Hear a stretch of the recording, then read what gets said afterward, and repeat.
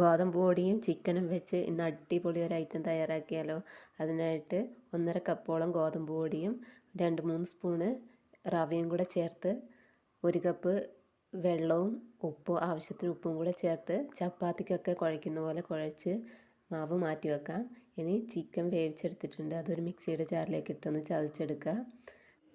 ഇനി ഒരു പാനിലേക്ക് എണ്ണ ഒഴിച്ച് അതിൽ കൊത്തി അരിഞ്ഞ സബോള ചേർത്ത് കൊടുക്കുക. അത് വഴന്നതിന് ശേഷം ചെറുതായി അരിഞ്ഞ് വെച്ച ക്യാരറ്റ്, വെളുത്തുള്ളി, ഇഞ്ചി, പച്ചമുളക് ചെറുതായി അരിഞ്ഞത്, ചെറുതായി അരിഞ്ഞൊരു തക്കാളി ഇവയും ചേർത്ത് വഴറ്റിയതിന് ശേഷം വേവിച്ചുടച്ച കിഴങ്ങും കൂടെ ചേർത്ത് വഴറ്റുക. അതിന് ശേഷം പൊടികളായിട്ട് ചിക്കൻ മസാല, മുളക് പൊടി, ഗരം മസാലയും കൂടെ ചേർത്ത് അതിൻ്റെ പച്ചമണം മാറിയതിന് ശേഷം ചതച്ച ചിക്കനും ചേർത്തെടുക്കുക.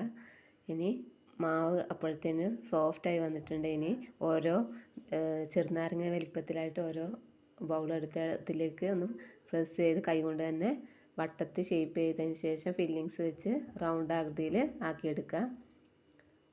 അങ്ങനെ ഓരോന്നും ചെയ്തെടുക്കാം.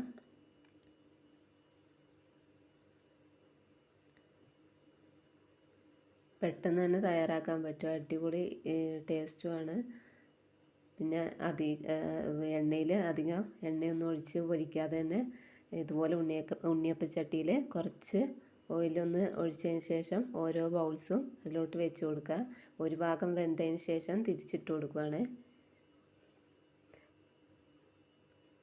അങ്ങനെ അടിപൊളി പലഹാരം തയ്യാറായി വന്നിട്ടുണ്ട്. ഇനി ഒരു പാത്രത്തിലേക്ക് കോരി മാറ്റാം. ഗോൾഡൻ കളർ ആകുമ്പോഴാണ് കോരി മാറ്റേണ്ടത്. ഇത് അടിപൊളിയായിട്ട് വന്നിട്ടുണ്ട്, പെട്ടെന്ന് തന്നെ തയ്യാറാക്കാൻ പറ്റും. അപ്പോൾ കെച്ചപ്പൊക്കെ കൂട്ടി കഴിക്കാൻ അടിപൊളിയാണ്. പുറമെ നല്ല ക്രിസ്പിയും അകമേ നല്ല സോഫ്റ്റുമാണ്.